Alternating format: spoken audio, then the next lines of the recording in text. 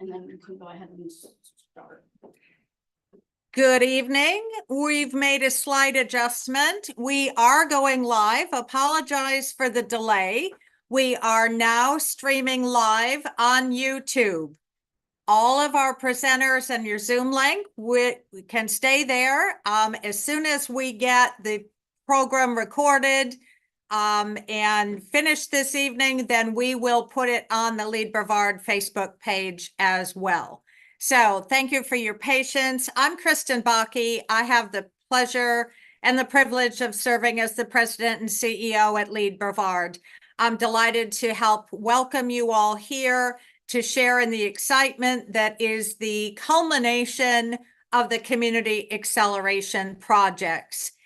I'd like to recognize and introduce our chairman of the board of directors, Shayla Murray Smith, who is the director at Elevate Brevard, part of and working with Family Promise of Brevard. So I will turn it over to Shayla. Shayla, welcome.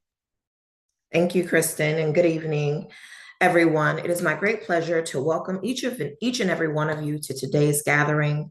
We are here not only to celebrate the culmination of the Leadership Brevard class of 2024, best class ever, the spring cohort effort, but also to recognize the incredible dedication that each of these nonprofits have to making Brevard County a better place. The CAP team and the organization's commitments to excellence, collaboration, and innovation has made this tangible difference in our community, and it's truly inspiring to see what you all have achieved together. As we move forward, I am confident that the momentum we have built will continue to drive Brevard County towards even greater success.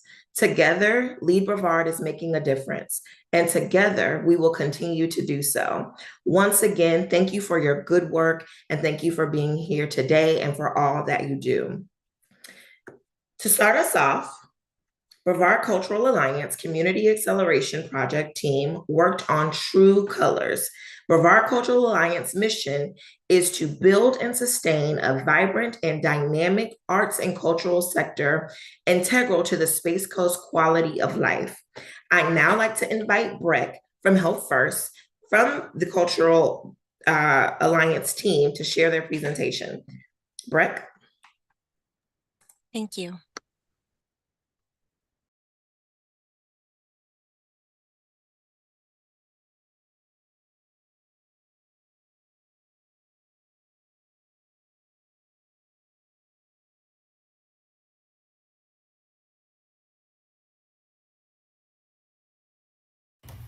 Good evening and welcome to the Best Class Ever 2024 CAP presentation. My name is Breck Delhomme, and this year my group had the opportunity to collaborate with the Brevard Cultural Alliance and the True Colors podcast. My team had the opportunity to expand and kind of delve into how we can make the podcast a little bit more bigger, incorporate more local businesses, opportunities, artists, and kind of look at it from a different angle. So sit back, relax, and see what we did.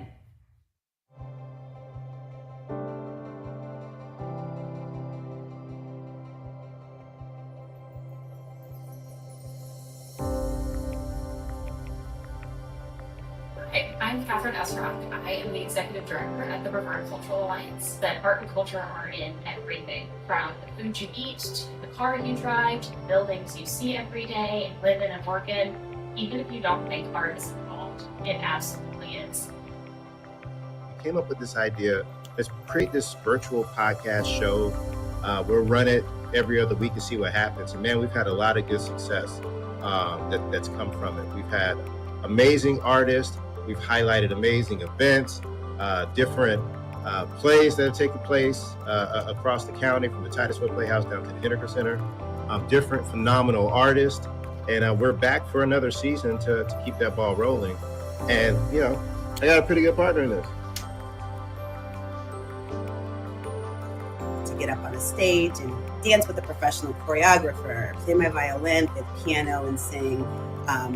It just holds a special place for me because I don't take it for granted. I know what it's like to almost have that taken away.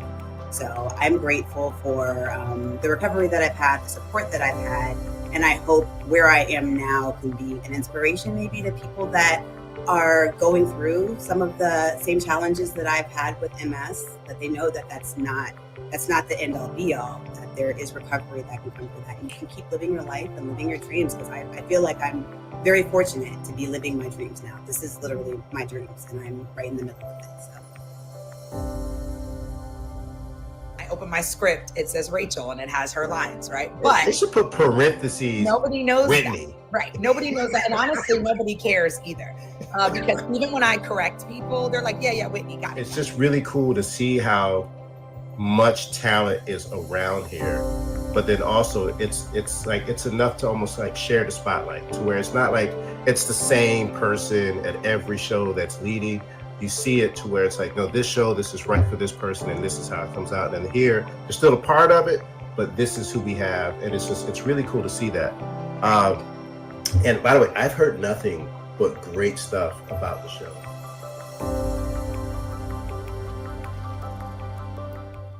Do you know the great thing about art? You don't have to be smart, rich, tall, short, super fast. Any ability can create art. Whether it's reading, writing, painting, singing, dancing, gardening outside. It's activities and inclusion for everyone, which is part of my why. And why, when I heard about the Parker Foundation and the Speaks Through Art program, it made sense that it would be on the True Colors podcast, as their missions aligned with full inclusion and allowing those who wouldn't otherwise be able to create art, have a platform to show it off, and a safe space. Our Speak Through Arts program has been a little bit more intimate. So over the years, it's been going on since 2015, since we, started the Parker Foundation, but it hasn't gotten as much, just community involvement, because it's, like I said, it's a little bit more intimate. But over the past year, that has changed, which is really exciting. So it's free art clinics for kids with special needs, with autism and their siblings. And we have our buddies that come out to volunteer, or we have community partners, that help us to be able to bring art and the arts, such as dance, any type of art that you would see out there or like to take part in, and even poetry. So this particular podcast episode opened my eyes to how invaluable the Parker Foundation community truly is. They create a safe, family-like space where children can showcase their unique creativity, giving every child a chance to thrive regardless of their disability. It warmed my heart to see a family turn life's adversity into something so beautiful and special, creating a space for others who seek inclusive opportunities for their child, especially those that is seeking to be in the arts. Brevard Caribbean American Sports and Cultural Association. He's definitely learning, a quick learner. This is the largest Caribbean organization in Brevard County. Now, we've been around since the 80s, so we're about 36 years old. And our goal is to celebrate, highlight Caribbean culture and Caribbean people as well. We say that our mission is to spread love through music.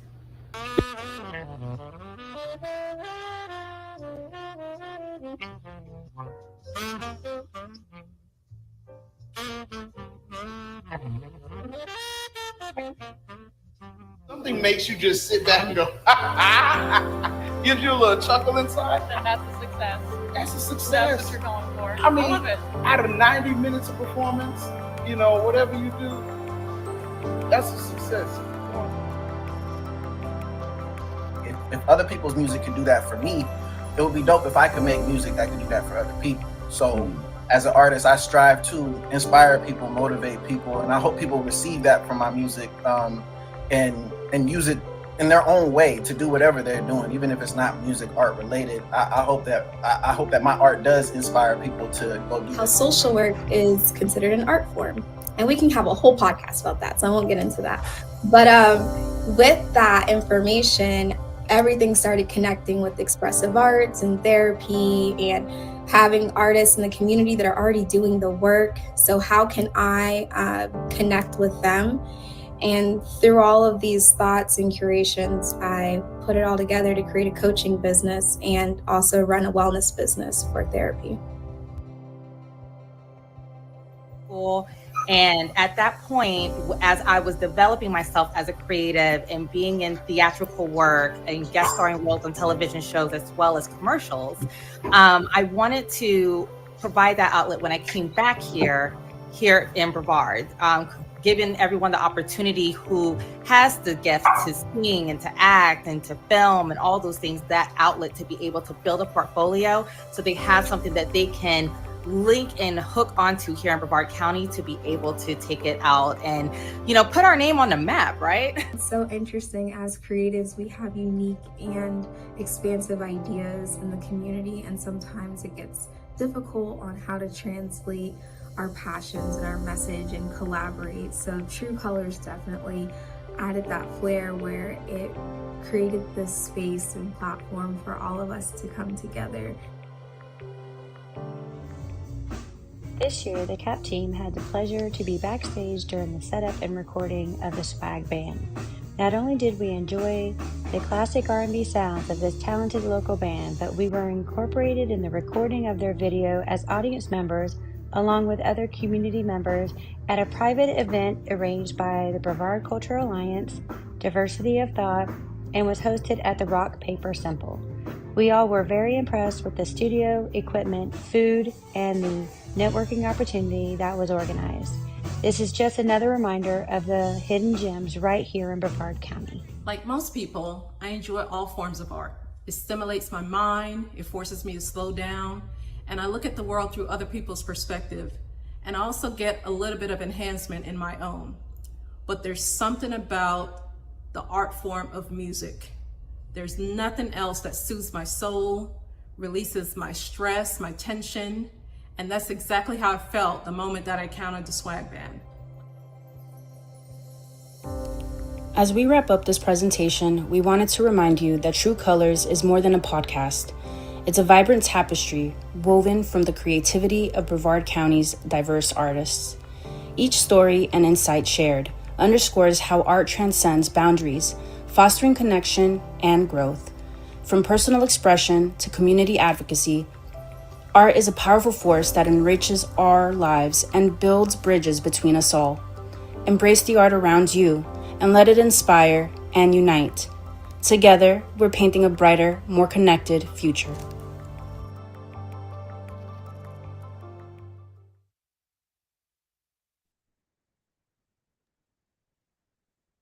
Wow, that's amazing.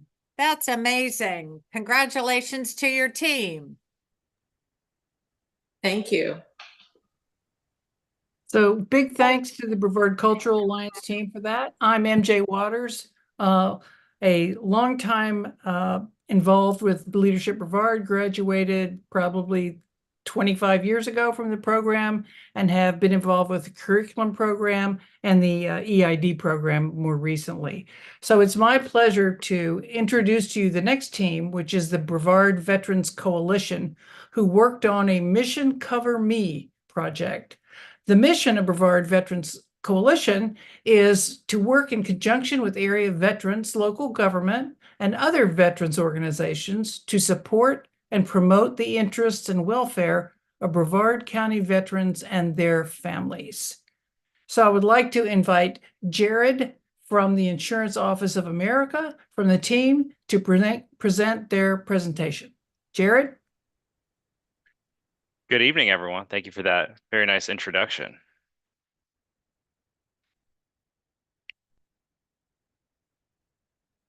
I'll begin once I have confirmation my screen is up. Good. Okay. All right. So on behalf of June, Camille, Courtney, myself, David, and Kendra, we are pleased to present our work with the Brevard Veterans Coalition on their new initiative, Mission Cover Me.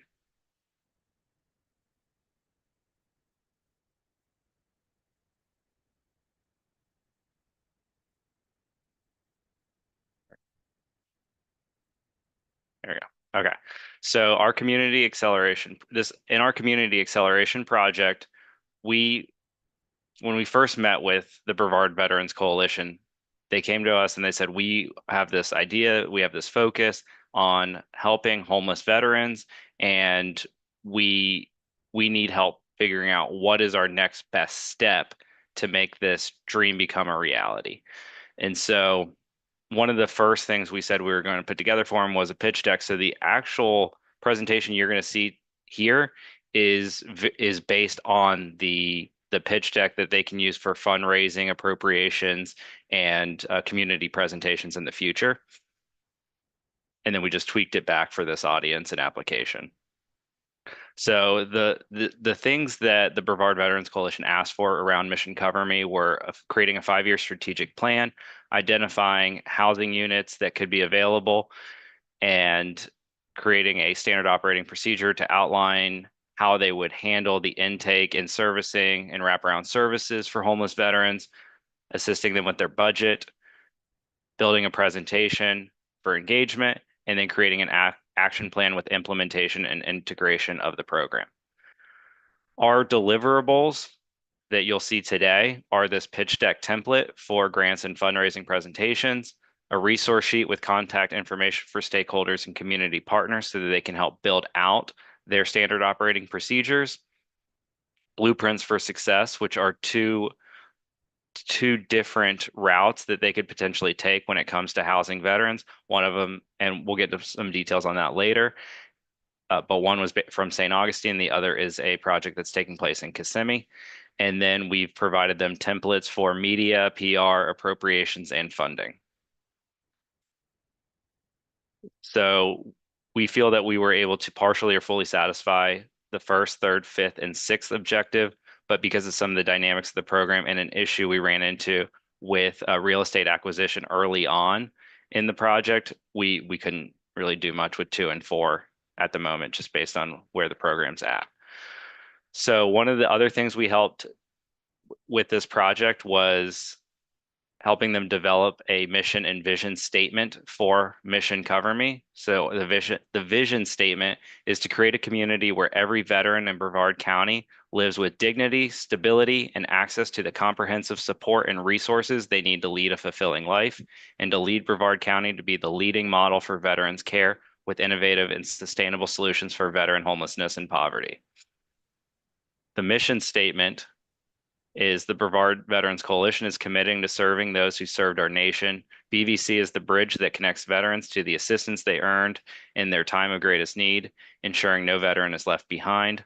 And we empower American service members to lead their lives with stability, dignity, and community. We are stronger united than divided through strong partnerships and collaboration. The other organizations, we deliver comprehensive wraparound services, including housing assistance, medical support, and financial counseling, and we are a 100% volunteer-driven organization. So what is Mission Cover Me? It's an urgent need, and we need a sustainable solution. So to help our heroes, we have to understand that Brevard County is a veterans-heavy location in Florida, but unfortunately over 7% of veterans live below the poverty line, and this is increasing. And according to a survey from the U.S. Department of Housing and Urban Development, about 120 Brevard County veterans were homeless at the time of that survey. And with the cost of housing, we believe that this problem is increasing and possibly increasing rapidly. So the goal of Mission Cover Me is to address the rising issues presented by housing costs and veterans poverty, to take veterans off the street and put them on a path to leading that fulfilling life that they deserve.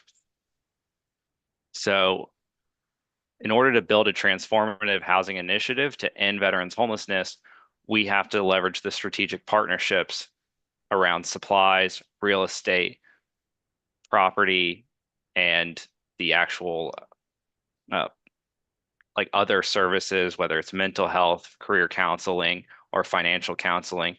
So this project is going to work in coordination with the Space Coast Black Chamber of Commerce Foundation, Military Affairs Advisory Council, Space Coast People Solutions, private investors, healthcare systems, philanthropic organizations, faith-based organizations, and of course the local municipal governments. So we provided a timeline, resources, and contact lists for appropriations so that Brevard Veterans Coalition can apply for state funding. And this was actually a very effective method in the St. Augustine project we'll look into. So the BBC has talked with Representative Tyler Soroy already, and he is fully on board with that. And part of the next steps would be identifying an area likely in the city of Cocoa for this project to take place. And then from there, they could start working on their fundraising and appropriations strategy. Additionally, there are two private or a public and a private grant program that we provided once there's a little bit more clarity on what direction they're going to go on the actual housing, because there's a Brevard County Community Development Block Grant and then the Home Depot Veteran Housing Grant, and both of which come up on an annual basis. We provided them this is the advocacy addendum, which shows the background, summary, and timeline for them to submit with any appropriations request, contact information for the current, as of right now, Brevard legislative delegation. Of course, that's likely to change as recently as 2.5 months from now, but this is the up-to-date list right now. And then also providing a outreach email for interested parties to send a support email to those various legislators. So we've talked a lot about housing, but the question is, what would that look like, and what's going to be that step? So we provided 2 blueprints for success. The first is a motel in St. Augustine. So 2 organizations, the Home Again St. John's and the Veterans Council of St. John's, purchased the St. Augustine Old Town Inn using a grant from the Department of Veterans Affairs and are now providing housing for 20 veterans. In Osceola County, they're working on a tiny home village in the Kissimmee area using converted shipping containers. So there's obviously a reuse of an existing material. So there's a environmental and material sustainability component, and also a financial sustainability, because based on their model, it's a pretty robust housing unit because it meets the Miami-Dade code for hurricane rating. So it could be a pretty viable option, especially when you can add a unit on a time or construction basis of every 3 months was their estimate. So these models are showing how this dream of affordable veterans housing can become reality, whether it's a multi-unit structure like the Old Town Inn, or building working out a village of tiny houses on a tract of land. All options can be on the table, and it could end up being a mixture of both. But at the end of the day, the only way this becomes successful is if multiple organizations across the community focus on the one goal, which is providing housing for veterans. So the cost of the Old Town Inn, with a $3 million grant from the state, they acquired the motel for $2.4 million, and then used the remaining $600,000 to renovate and get the structure ready for veterans to move in. But with that investment, they're consistently housing 20 veterans at any one time. And this project has a variable rental rate that is based on the resident's income, which also means that if the wraparound services can help improve that veteran's earning power, the project becomes more sustainable as well, because they can contribute more to their monthly rent. So Bill Dudley with the Veterans Council of St. John was happy to be a contact, and happy to be contacted by the Brevard Veterans Coalition for more information. So we provided his contact information in addition to this write-up summary of their project. So Green Vistas Veterans Village, that's the tiny home village that they're working on in Kissimmee. It it's not fully operational yet, but it's still in the works. But they gave a lot of information through these media links. There's the National Veterans Homeless Support, another organization that's currently working with homeless veterans, including transitional housing and street outreach and case management. And then the Iron Workers Union is a partner with Green Vistas on converting those shipping containers into a livable unit. So professional and economic need. So the idea here is to create purpose through work, but if we can't help put that veteran on that first step toward understanding what their goals are, what does a fulfilling life mean to them, we're not going to be able to get to the point of job counseling, career counseling, upskilling. So to help with that, we've provided a list of navigable resources throughout the community. Here are some of our partners: VFW, AARP, Veterans Care Network, Veterans Memorial Center, 211 Brevard, the Department of Veterans Affairs, Community Foundation, Career Source Brevard, and the State Department of Veterans Affairs and the Brevard County Veterans Services, which I think through some of these, we are well represented in the lead Brevard community. So look for more veterans to be coming your way for assistance. This is kind of a summary of the contact list. And we can see based off of the slide on the previous page, and we're not just sticking it in a PowerPoint. We provided a full sortable Excel spreadsheet with notes and a list of available resources so they can search keywords and add to the list as partners develop and become engaged.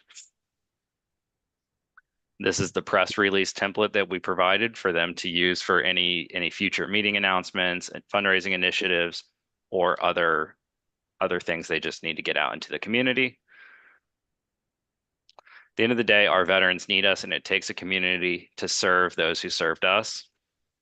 So we'd like to say thank you on behalf of June, Camille, Courtney, David, Kendra, and Jared. Thank you for learning more today about the Brevard Veterans Coalition and Mission Cover Me, and we are happy to answer any questions that you may have.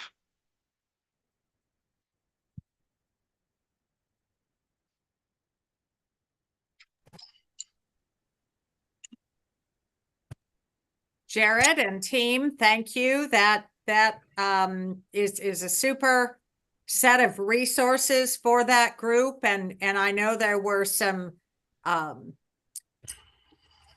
challenges as most of these projects, for our audience members that may not know, these community acceleration projects are all on a volunteer basis. They are an integral part of the Leadership Brevard program annual experience, but all of our leaders engaged in the Leadership Brevard make all of these community partner engagements and do the work to end up with these results that you're witnessing tonight as volunteers and on their own time. So we're so grateful, and that's part of the impact for the community. Thank you. Thank you. Mary, if you're ready, I think we can move on to our next. I'm ready, and I can't wait. First of all, that was so impactful. I'm amazed at what the CAP teams are able to come up with. And I have participated on both sides with LEAD as a nonprofit with Florida Wildlife Hospital, and then as a helper from the curriculum committee on one for the Haven for Children. And I got a little report from that one today that I thought might help you with the impactfulness of these programs. Our group started a recycling of clothes that were normally thrown away, clothes that couldn't be sold by the thrift store. They're now making, well, in July, they only got $200, but last month, they got $350.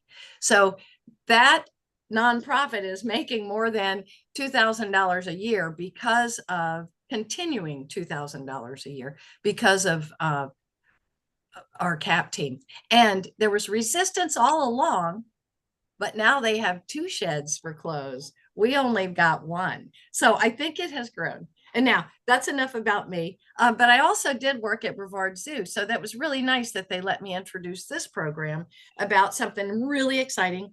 And it was called Help Brevard Dive In with Brevard Zoo's new aquarium project. At Brevard Zoo, the mission is we share our joy of nature to help wildlife and people thrive. And I'd like to start out introducing Mary Elizabeth with Carr Riggs and Ingram, who are great sponsors of Lead Brevard, and she's going to share your presentation. Mary Elizabeth, take it away. Thank you. Let's see if we can. Okay, so the whole gang is here, but my name is Jennifer Dixon. I am a member of the Community Acceleration Team, and that is working with Brevard Zoo and the Future Aquarium Project. I'd like to start the presentation by introducing our team members. So myself, Jennifer Dixon, I am going to talk about the project overview. Lisa Dickerson and Jason Kalita are going to discuss the importance of the project. Mary Elizabeth Hodge will be sharing the objectives and talk about the target audience. Shane Stanfield will explain the project components, and Yvonne Santiago will be sharing the art activity plan outline. So we are working with Brevard Zoo, and we are dedicated to raising awareness about the new aquarium in Brevard County, which is slated to open in 2027. As part of the initiative, a package was crafted for classroom distribution, encouraging Brevard County 4th grade students to create paintings or drawings showcasing different facets of the aquarium. Submissions will have the chance to be digitally showcased either at the aquarium or within the zoo premises. Now I'd like to pass to Lisa Dickerson, who is going to discuss the importance of this project. Thank you. Good evening, everyone. So why is the aquarium project so important? Well, first of all, it's educational. Introducing our youth to the new aquarium creates valuable educational opportunities. They can learn about marine life, ecosystems, conservation efforts, and the importance of environmental stewardship. It sparks their curiosity at such a young age. By engaging with the new aquarium at a young age, they can develop a deeper appreciation for the ocean and its inhabitants. But it's not just educational, it's also a community engagement project. Involving local youth in the promotion of the new aquarium fosters a sense of community and engagement and pride. When young people feel connected to a project like this, they are more likely to support it and spread the word among their peers and families. This is not just a zoo project, it's a community project involving our children, teachers, parents, businesses, and local leaders. I'll turn the rest over to Jason now. Thank you. In addition to that, it's also important for future conservationists and the economic impact. Educating the youth about marine life and conservation at the new aquarium will inspire future conservationists. By exposing them to the wonders of the underwater world and the challenges that it faces, we can empower them to become advocates for marine conservation and sustainability. The new aquarium will be dedicated to highlighting the importance of our local waterways for wildlife and humans while teaching simple ways we can all be a part of healing these irreplaceable natural resources. There's also a large economic impact. Local businesses and tourism can benefit from increased awareness among the youth. Families often make decisions based on children's interests and activities. If the youth are excited about the new aquarium, they can encourage their families to visit, which will boost tourism and stimulate the economic growth. The estimation for economic value is over $7.6 billion throughout the region, and the more focus created on the importance of these natural treasures, the more we can focus on restoring the lagoon in the areas that it impacts. There's more information available at onelagoon.org, but for now, I'll turn it over to Mary Elizabeth. Good afternoon. We were tasked to find the next brick for the aquarium. Before Brevard Zoo opened, the children in Brevard County were provided an opportunity to create a brick. These bricks are still featured all over the zoo 30 years later. We wanted to create a project that would create the same energy to raise awareness for the aquarium and the importance of marine conservation. We came up with an art project that could be done digitally and displayed across several different mediums. The project will provide a platform for students to showcase their artwork while providing them with a learning opportunity. Our original idea was to create art project that was available to all grades of Brevard County. We quickly narrowed our project down to just fourth grade. We felt fourth grade was the best grade to focus on the art project because the zoo already has good connections with these teachers and the students participate in Lagoon Quest during the year. There's approximately 5,500 students we'll aim to reach in Brevard Public Schools, and as well as community centers and youth organizations. We set the groundwork to allow this project to continue to grow after our CAP team leaves with minimum staff engagement from Brevard Zoo. Next, I'll be introducing Shane to discuss our project components. Hello, everyone. There were 4 basic components to our project. The first was outreach. Our team worked with Zoo Project team members along with educational leaders, some through Lead Brevard Connections, to refine the project's direction and scope. This work helped us identify the target selection of students and a list of educational standards to include in the project that will help support students' future success. The next was the art activity itself. In this step, the team created a package of materials to share information about the aquarium's opening, how students can participate in creating artwork, and the process of submitting their artwork back in. This is where all the information gathered during the outreach came together. Next was promotion and distribution. This step involved promoting and distribution of the package of information. This step is just starting and will continue through the aquarium's opening and into the future. And finally, the exciting part is the collection and display.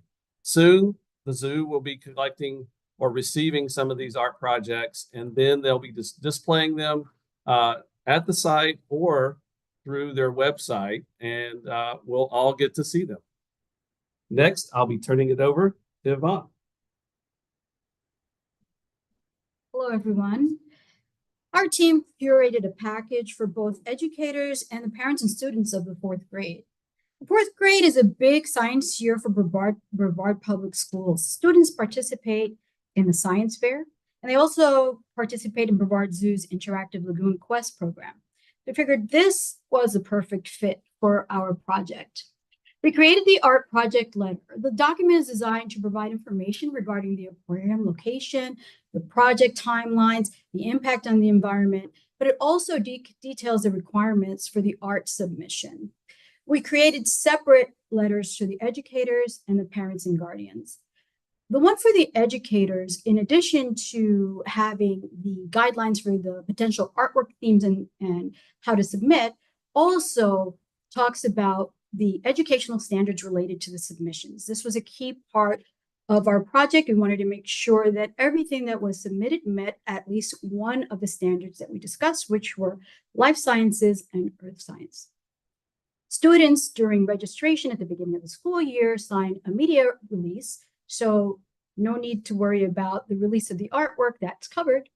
And then the submissions, while they can be created using different media, need to be captured in digital file formats, such as PDF, PNG, bitmap, or JPEG. Once they're in the digital format, the submissions will be uploaded to an online portal, which will be managed by the Brevard Zoo. And the Brevard Zoo portal is www.ourlegacycampaign.org/aquarium art. Now, let's not get ahead of ourselves. Don't log on just yet because it is not live. While it is created, it is not live, but it will be live in October. And I'm happy to say that we can expect to start seeing submissions sometime during the first semester of the school year. Now, once these submissions have been received, they'll be viewed on the Brevard Zoo website and on their social media pages, and ultimately be available at the aquarium once it's open. And now I'll turn it over to Jennifer. Okay, so this last slide, this just shows our timeline, which talks about the tasks that we completed, the timeline we met every other Friday, the responsibilities that we all had. Number 2 was the overview, the summary of the project that we submitted to the zoo for the official buy-off of the project, the letter to the teachers, which introduced the project, gave the information about the aquarium, gave the information about the art project, and also talked about the educational standards, which is very important to the teachers, and then also talked about how to submit the artwork. And then there was a letter to the students and the parents where it talked about the project itself, about the aquarium, gave information about the project and how they could also submit the art project. And then, of course, the portal that Yvonne just spoke about. So we are going to continue to support Brevard Zoo and this project, even after we're done with Lead Brevard at a teacher's open house on September 18th at Brevard Zoo from 5:30 to 7:30. And we all just wanted to thank Zach and Emma from Brevard Zoo because they really did help us along with this project. So if they're on tonight, we wanted to thank them. So thank you. That's the end. Thank you, guys. Oh, there's Zach. No, we are so excited about this project and so appreciative of the team. That idea of what is the next brick for everybody familiar with the bricks at the zoo. It's such an iconic part of it and completely impossible and impractical to ever try again. Not only because of the size of Brevard County now compared to 30 years ago, but also just because of the construction style and build and the technical components involved in the build of the aquarium, but how to capture that same kind of energy. And this team has really just come up with something that, because it's digital, opens up so many opportunities on how we can display it and share it and use it. And the fact that the schools are involved both from an art standpoint and science standpoint helps track kids in, and all the ties to the 4th grade and everything. So we're thrilled and have had a fantastic time with this team. So thanks, guys, so much. Thank you. Thank you. Sounds like a real win-win kind of project outcome. Hits all the basis. I mean, you have youth and you have art and you have science, and I'm not sure that you have fish. I don't know, aquarium. It's all going to be great, and we're delighted always to partner with the zoo. Zach, please extend our thanks to you and your team as well, because I know it's an additional responsibility for you, but I hope the outcome, like so many of these projects, there's a tangible benefit and impact, not only to our nonprofit partners, but to our community. We do keep track of all these volunteer hours, and annually we're looking at something like $1 million worth of volunteer impact if you just take the hours that are contributed by all of our Community Acceleration Project team members. And I think I also heard in this presentation that there were connections made through the Leadership Brevard Network. So participation in the Leadership Brevard program, and we still have a few spots open for the next class of 2025 for anyone who might know someone or be interested in joining that new group. You become an alumni upon graduation, and we have been doing this in our community since 1986. So there's a leadership network that stretches back to those original classes, and we're delighted to continue to celebrate this kind of impact and community engagement with all of you. So who is next? It's me. It's you, Vinny. Welcome.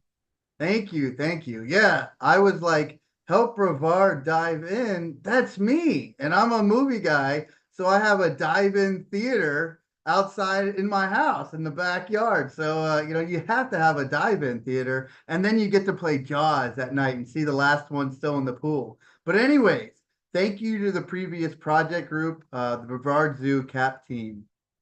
The next Community Acceleration Project team to present is Hey Blue, and they worked on project Hey Blue.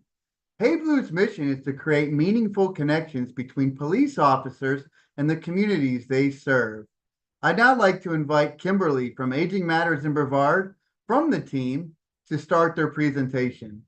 Kimberly, Hey Blue, take it away. Thank you for the introduction, Benny. Good evening, everyone. I am going to turn our first portion of our presentation over to Palm Bay City Council candidate Mike Jaffe.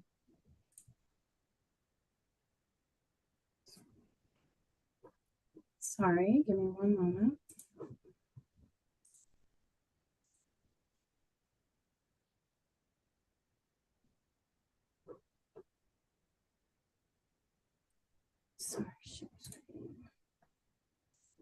Sorry about that.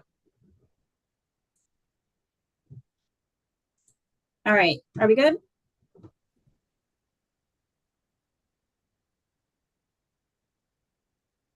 Mike Jaffe, you there?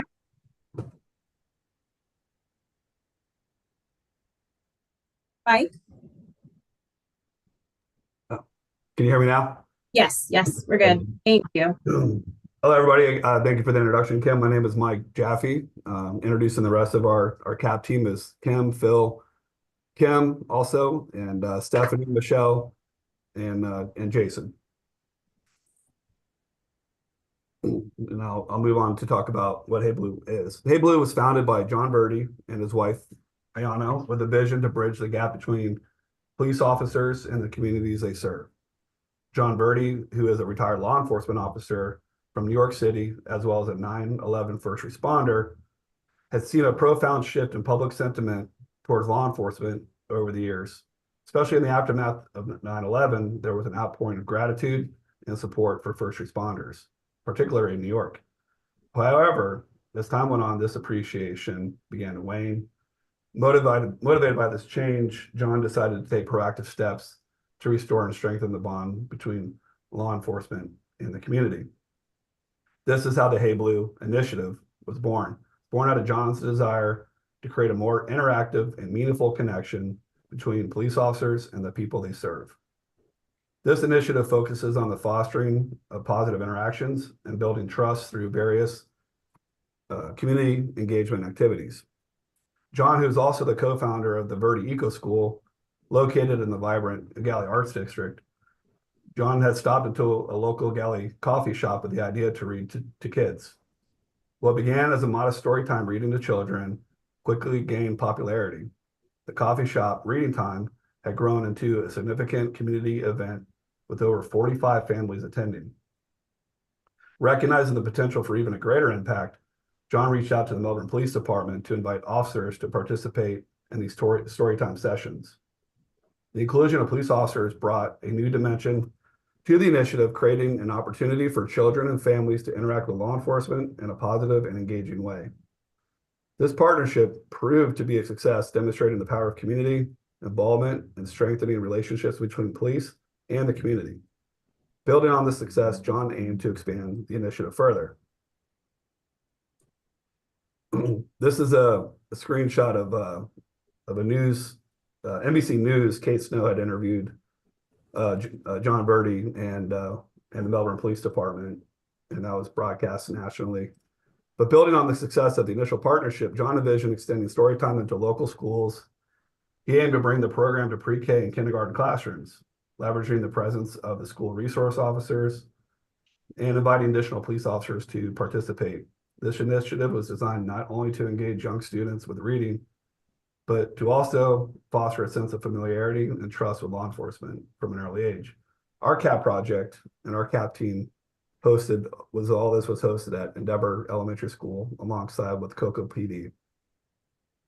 Through these efforts, John and his wife have worked tirelessly to create an environment where police officers are seen as trusted members of the community and where children grow up understanding and valuing the role of law enforcement. The Hey Blue Initiative and the Storytime program represent a commitment to strengthening community bonds and promoting positive interactions between police officers and the communities they serve.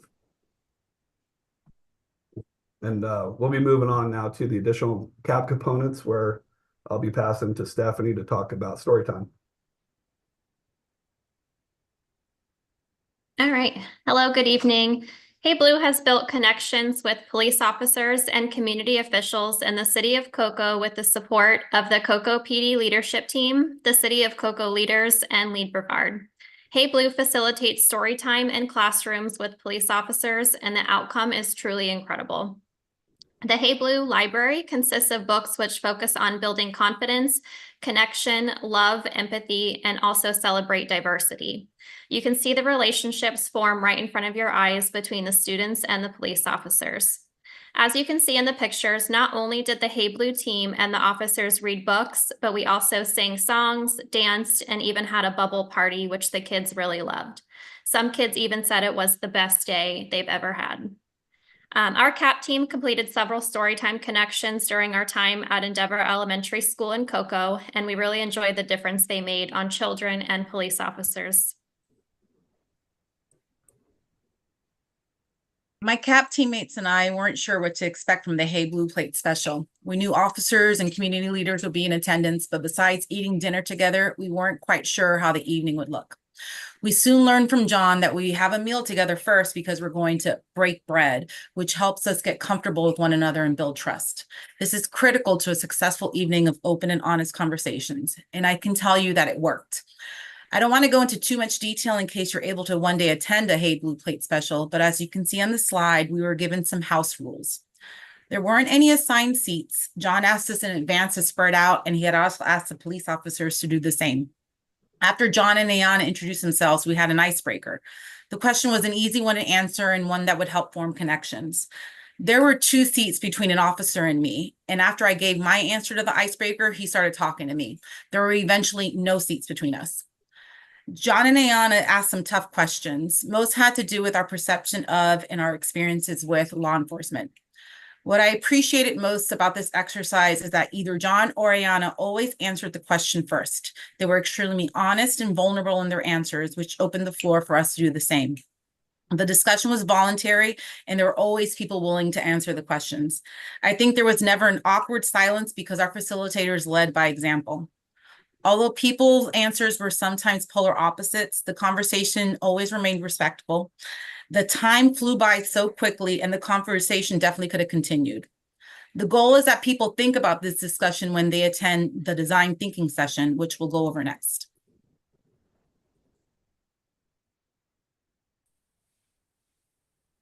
All right, good evening. With the design thinking workshop, we were back at Endeavor Elementary for an evening of an event that invited attendees from the Hey Blue Plate special back again, as well as additional community leaders, community citizens, and police officers from the Cocoa region. It wasn't quite as grand as the Hey Blue Plate special, but we did feed everybody, which seems to be an important theme with Hey Blue. We enjoyed pizza and desserts donated by It's Janine Sweetie and Ben & Jerry's while we brainstormed solutions to the challenges that were previously identified. We were able to break up into groups, mixing up with police officers and different community members, and really tackle some of the ideas that we were hoping to not just decide what the problem was, but maybe we could find a solution. We all came together for an additional shared goal. We broke out the new Hey Blue app, which we'll talk about here in a little bit. And we were able to make over 100 positive connections between officers and the community members and raised $800 that went towards the dental needs of the students at Endeavor Elementary. Throughout the event, we want to give a big thank you to the sponsors who helped make it happen, like Christine Myers and Cypress Bank and Trust, Mike Jaffe at an All Aluminum and Screening, Papa John's Pizza from Cocoa, Ben & Jerry's from Melbourne, and Alton Edmond. Ultimately, what we did do was foster positive change between the community of Cocoa and its police department. Thank you.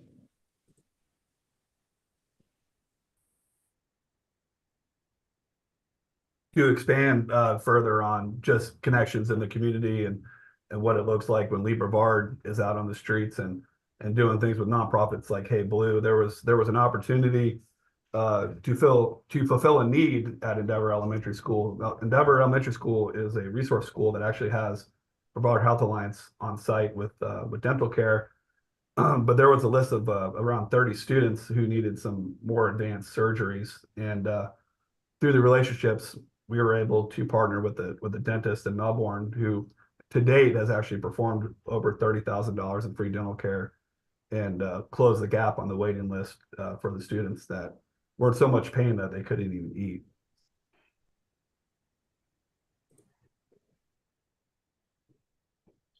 Right, as you can see, this CAP program, together with Hey Blue, has done a lot of great things over the last several months, but it certainly doesn't stop there. So we want to look to the future and share an opportunity with you about an exciting event that we've got on deck. Hopefully you'll be able to come out and join us on this one and show your support to this program. As you've just heard us talking about, Hey Blue is around positive, meaningful connections between police officers and the community. And what better way to do that than to have a sporting event? So the 6-man tournament is going to happen on October 12th at Cocoa High School. Admission is absolutely free, keeping with the food thing. There's going to be food trucks there. And basically what this is going to look like is we're going to have basketball players ages 13 to 17 from the community team up with their local police officers throughout the county and go through this tournament. So the proceeds for this event will support local families, keeping again with what you've been hearing. And more importantly, is going to help with building those bridges and positive connections and that trust that's going to last a lifetime. So please take a moment to scan this QR code.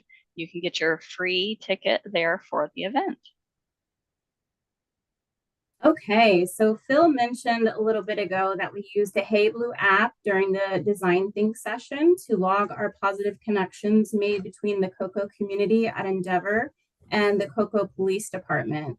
The CAP team had the pleasure of participating in the beta testing for this app, and I think we all were successful in making it crash several times. We would like to invite you by clicking the QR code or scanning the QR code to take a look at the Hey Blue app. Once it's fully launched, the app will be used to encourage community members and law enforcement officers to connect. It'll record their positive interactions, and every time a connection is logged, the user will earn points. Those points can eventually be redeemed with local community Hey Blue partners. Some of those are really big names. For example, John Verdi's working with Walmart to get them on board with that. So that's very exciting. The Hey Blue CAP team would like to extend our gratitude to John and Ayana Verdi for the opportunity that was provided to us. We had a great time, and we look forward to continuing to assist Hey Blue in their efforts to drive change in our local communities and across the nation. With that, we're happy to answer any questions from the group.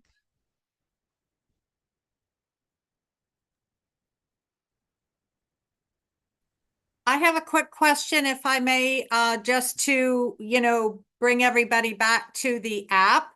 It looks like it's in beta. So does that mean, if we sent out or shared that QR code, is it live and we're able to sign up and begin to make those community connections? You can certainly use it. We tested it out this morning. That QR code will work, and it'll take you to make an account to begin that process. The only thing that is not necessarily live at the moment would be the points logging to the vendors that will provide those goodies. Okay, but if we can encourage our guests to, I don't know if it's possible to go, we can send out probably that QR code separately to our guests, or include it with this presentation later on our Facebook page, so that if I took a quick snap, but if other people want to do that, we'll make sure that they have that opportunity. Thank you. And I can add that the app is supposed to go live the same day of the tournament. He wanted that to coincide. So October 12th is when the app should be live for everybody. Okay, October 12th. Yes. Okay, super. Thank you.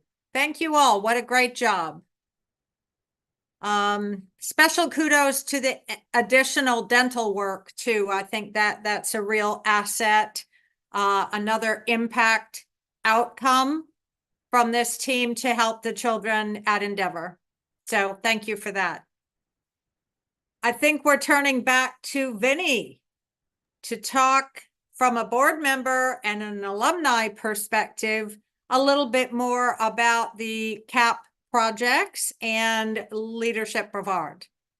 We are, yes. I draw the big straw and was going to speak a little bit more about the program and CAP and a little bit about the Hey Blue thing. So I think you all should show up because I was talking to John and I told him I'd like to try to dunk. So if you go there, you may see me attempt to dunk the basketball through a flaming hula hoop and land in a bin of Chuck E. Cheese balls. No, we'll see. It'll be fun though, so everyone should go. But anyways, I'm Vinny Toronto. I am a Lead Brevard board member.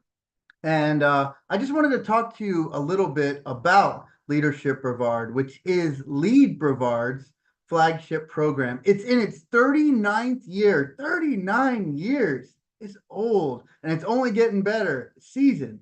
But its goals, our goals are community education, to gain a greater understanding of Brevard County. It's to build long-term bonds and relationships with your other class members, and of course, the network. To connect and engage the Leadership Brevard class with the alumni network and community leaders. That way, if there's ever a cause or something in the community that you need help with, that you think needs help, you have the resources, you have the support to help you out. And so in Leadership Brevard, all Leadership Brevard class members engage in a community project, offering a leadership learning experience. That's what tonight is all about. It's all about the fruit of those labors. There have been over 192 community acceleration projects and that have been completed successfully, benefiting both the participants and the community. Recent years have seen the class contribute over 2,600 volunteer hours. That's 2,600 volunteer hours, with an in-kind impact exceeding $66,000 annually. The program's cumulative economic impact over 39 years is estimated at over $2 million. Who here has $2 million in your pockets? Raise your hand. You don't? All right, well, in 39 years, Lead Brevard will give that back to you. Lead Brevard is currently accepting project proposals from local nonprofit organizations and municipalities for the upcoming class of 2025, our 40th year, 4 decades. What type of projects qualify, you ask? Well, you're asking the right person. The projects may be a community service activity or the development of a proposal addressing a community issue, which is presented to key decision makers. Here are a few project guidelines. The project must align with Lead Brevard's mission of community leadership. It must define clear outcomes, required resources, and evaluation plans. Have a defined end or transition plan. Impact a significant number of people or address a critical need. Be nonpartisan and non-fundraising. And include opportunities for leadership development. So if that sounds like you, or your project, please reach out to Candace, Kristen, or Danielle at Lead Brevard, and we'd love to hear from you. And next year, maybe we'll have our class presenting on the huge success that your organization now has under its wings. All right, now to the final community acceleration project of the evening. You know, there's that song, The Final Countdown. I don't know, earlier someone asked someone to sing, so there it is, I sang. It was terrible. I'm sorry. All right. North Brevard Charities is up next, and their project was Housing Impact. Their mission is helping people achieve, and they accomplish that mission by attempting 2 things really well. They meet basic needs, and they help people grow. Now, I'm going to leave the stage before I sing more, but I'm going to hand it over to Sharon at Community Credit Union of Florida. Sharon, take it away. Thank you so much, Vinny. I really appreciate this. And we're really thrilled to be here today to share our project and where we are and what we've learned. So I'm going to share my screen.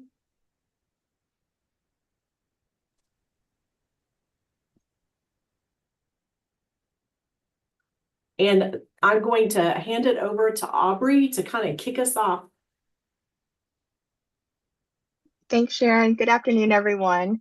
I'm Aubrey Moore. I'm part of the amazing CAP team that included Stephanie Baker, Sharon Berry, Quenisha Redwood, Catherine Ezrock, and Andrea Farmer.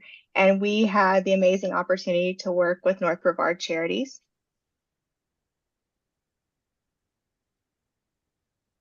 And can I go next? Perfect. Thank you.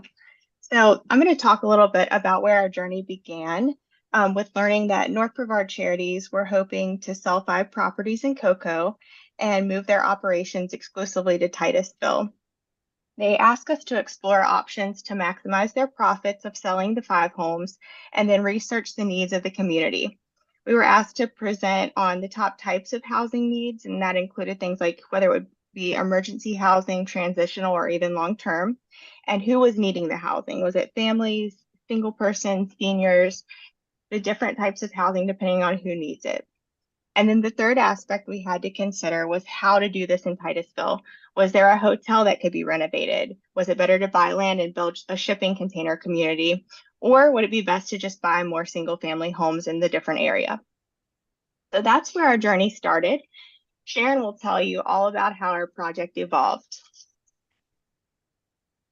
Yeah, so our journey began in February, and the team first met with the Director of Business Operations and one of the board members to learn more about the project and to work to establish direction. After meeting, we came away with 2 next steps. Number 1, we were going to determine the condition of the properties for sale to see what needed to be done to bring in top dollar for those properties. Number 2, we wanted to explore other housing options to find a way to centralize the services for those working with North Brevard Charities. Some of the solutions considered included tiny homes, hotels, or apartment complexes for sale, shipping container homes, and other dwellings that the other organizations who provided similar services had developed successfully. So we began by looking into those. Early on, we started to have some challenges. Scheduling meetings with the North Brevard Charities folks became a little difficult. We met with several of their personnel, different staff members, and got some different direction. So, we were struggling to find out how, as a team, we could contribute positively to this project. But the team still continued to gather information. Some, attended the Affordable Housing Summit, and we continued to go on a discovery to learn more. For this project was very enlightening. I think for many, and for me, we see what the media shows us about homelessness. We see different things and maybe have some tiny experiences here and there, but we don't really have a good understanding of all the different nuances of housing, transitional housing, shelter housing, affordable housing. So, as we kind of went through, we were educated, we educated ourselves and were educated by North Brevard Charities about some of these issues. Very early on, we started to understand that affordable housing wasn't always accepted, and not just in Titusville, but across the United States. People had the idea of not in my backyard. And so what, you would expect would be something really positive for the community wasn't always well accepted by the community. So one of the things that we started to gather early on is that it was important to deal with public opinion as part of this project and to really do what we could to add education and to involve the community in the project so that we could have better outcomes. So along the journey, we looked at potential properties in Titusville and identified some. We began exploring zoning. One of the board members informed us that one of the properties had sold and that the proceeds would be used for necessary repairs to help sell the other properties. And the team also began to lay out a communications plan for outreach to key audiences to secure project buy-in. We wanted to make sure that as we move forward, we weren't just moving forward, or helping North Brevard just move forward with the project, but also in, creating a positive community buy-in. Then there was a change in leadership, and at this stage, we were told that a new director would be starting in June. So starting in February to June, we had done a lot of things, but we really hadn't gotten the project off the ground. In late June, we were finally able to meet with the new director, Monifa Watson. And during our first meeting, we discussed our journey and what we had learned about housing and public perception. And we expressed our concerns about being able to improve and sell the properties in the time remaining. That's when we learned that North Brevard Charities had a change of heart, and maybe did not want to sell the properties.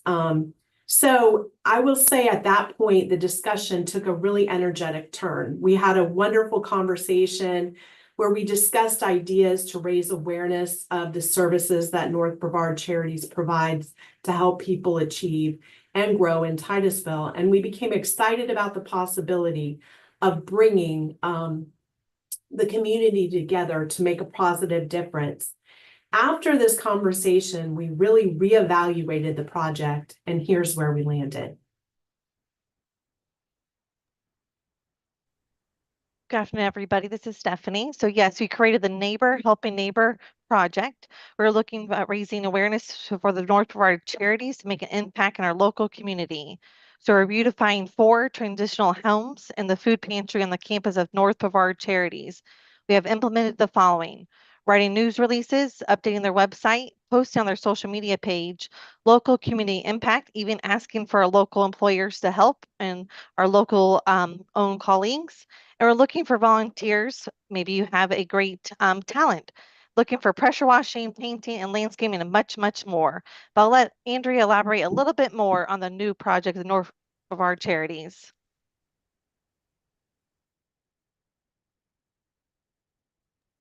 Thank you, Stephanie.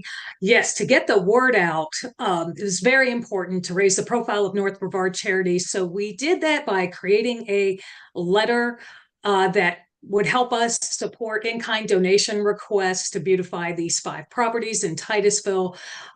We have this on North Brevard Charities letterhead, and we were able to reach out to area businesses. We also created a standalone flyer with colorful, heartwarming artwork to encapsulate the good feelings of volunteering and giving, as well as a press release that's been distributed to 30 media to publicize the event. And we will also follow up with a media advisory to invite media to cover our volunteer event taking place September 21st and 22nd in just a few weeks. All of the promotional pieces were designed to drive interested participants to the NBC, North Brevard Charities website for more information. The homepage was redesigned to reflect the Neighbor Helping Neighbor event with all of the details to become involved.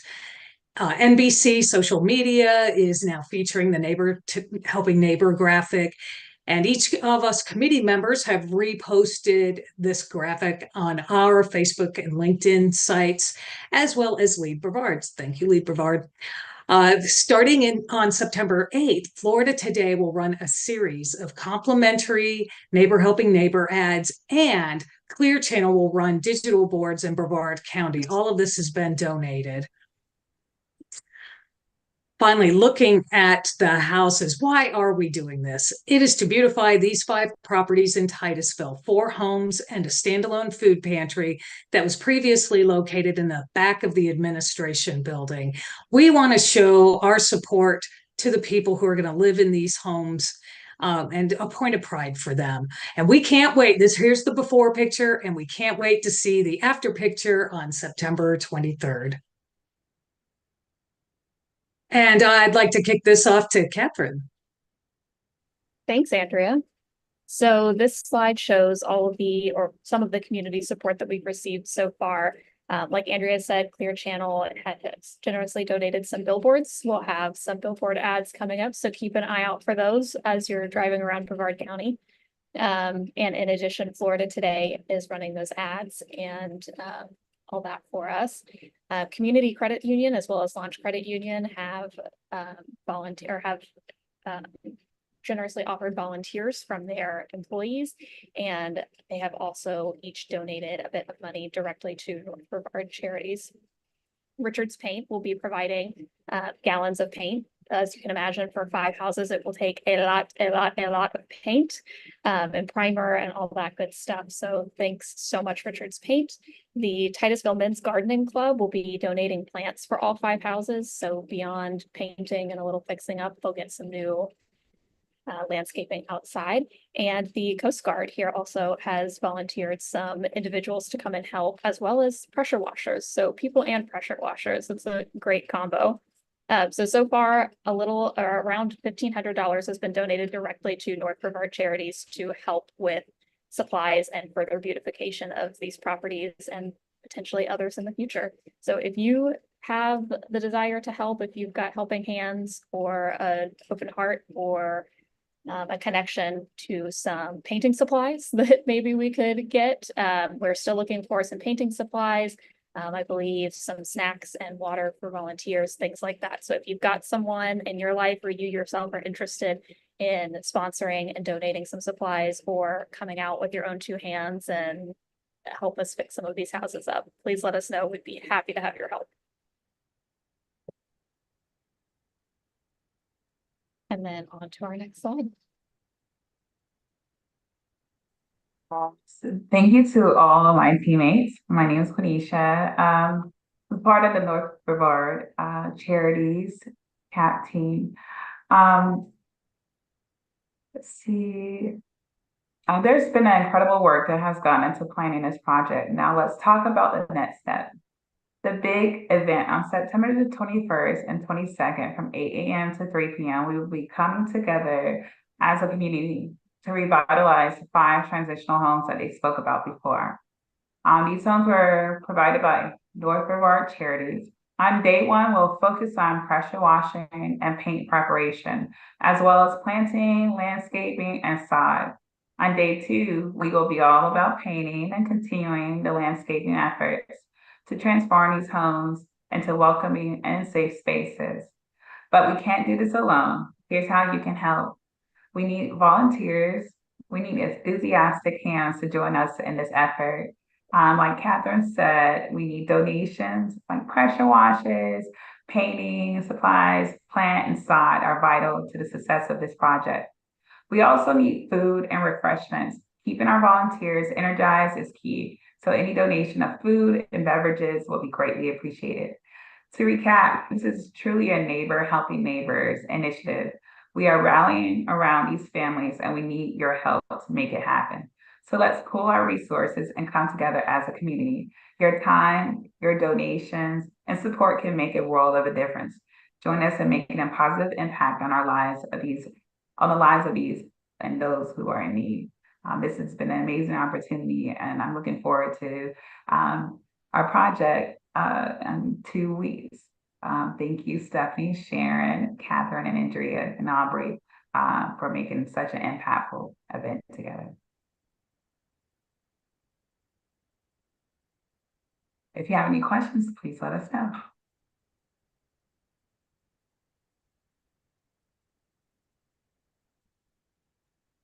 Those dates again are September 21st and 22nd. And I'm sure we'll be able to post the actual address where everyone gathers and so forth a minute closer to that time. But I think your project in particular is such a great example of the leadership laboratory that these community acceleration projects really are, because I know you had that change in leadership, which really changed the direction of the project from its initial conception to where you have landed. And you've done that. Shall we use a word we all learned in March, the spring of 2020? You've done a remarkable pivot to land on a very successful community project outcome to rally those neighbors and have people, help you help your neighbors. So thank you again for all of that hard work and working through the challenge that was the learning on the fly. Are there any questions for any of our team members? I'm just you know, blown away by the work that has gone into all of these projects and the outcome that we're seeing tonight. It truly is a celebration of impact. I know that many of you have dedicated a lot of time, sweat equity, and so forth to the success and the outcomes of these projects. I hope that you all realize the impact that you're making on the community that we all live in. Because when you see it collectively, you've all been focused on your project, but a night like tonight, you hear all of the projects and all of the people that are impacted. And they just from children doing art for the zoo, to neighbors helping neighbors, to the group that helped the homeless veterans organization really kind of come up with a plan to help them move forward. I mean, these are just amazing, and they will have ongoing impact. It's not just the work that you've done from February to now. These are all projects that are touching so many people and will live on what we like to call legacy projects. You'll be able to look back with pride some number of years hence and say, I was part of that. I was part of that. My leadership Brevard class of 2024 was part of that initiation, inaugural work. And that, I hope, is a source of pride for all of you. Are there any questions or final comments before we wrap up this evening? We're a little ahead of schedule, so I'm happy to entertain questions or comments. Will there be a recap of all the different organizations and events so that we can have the pamphlets? Because I know that we would love to have any other groups that are available to come to our event, and we would like to do some things as well. I know when I heard Hey Blue, I'm a part of Brevard Prevention Coalition, so I'm doing stuff with them and feeding that group. So I would love to collaborate with them and others. We will absolutely make the connections for you. You're all connected within the class. We are recording this evening's presentation, so we'll be able to share that with you all and with our broader audience in Brevard County. Yeah, it's all about, as Vinny said, it's all about those leadership Brevard connections, connecting one person to another, connecting one team to another nonprofit partner, connecting those nonprofit partners across the community to help each other. Because as you heard this evening, there's so many needs and there's so many willing hands, talent, all the things that you all bring to the table. So on behalf of Lead Brevard, I just want to extend our thanks. And I know I can say that on behalf of our board of directors members, several of whom are here and were here over the course of this evening. Candace, is there anything that you would like to add before we wrap up? I would just like to say thank you so much to each and every one of you over the course of the program year and in the preparation of these projects. And tonight you all worked so many hours to make sure that this night would be a success. I am just so proud and grateful for every single one of you. Amazing job. Agreed. And while it's difficult on a Zoom call, I would like to applaud all of you, and I hope that you applaud each other. Snaps work too, Andrea. Thank you. Thank you all very much. Oh, I have one more thing to add. Yes, please. Forgot to mention this in my presentation. Big shout out to Gloria Weatherspoon for helping us, as you mentioned, the pivot in our progress when the real estate land issue came up. Gloria helped us kind of refocus and deliver. So big shout out to Gloria Weatherspoon. Jared, thank you. I'll make sure that she hears that. And for those of you who know Gloria, you know, she's always ready to jump in. She's another of our Leadership Brevard alumni. So we're all paying it forward, paying it backwards, paying it together. That's really, I think, part of the impact of this evening is that word together. So we're working together to make this a better community. And I'm so grateful, as we've said, thank you to you all. If there are not any questions, I'm not seeing any raised digital hands. I'm clicking through the people madly. No, okay. So I'm going to go ahead and bring this evening of community impact to a close. We'll share the links. Please share them among your friends and colleagues. Remember that this is a program of Lead Brevard, and we welcome you as participants, as alumni and members. Thank you and good night.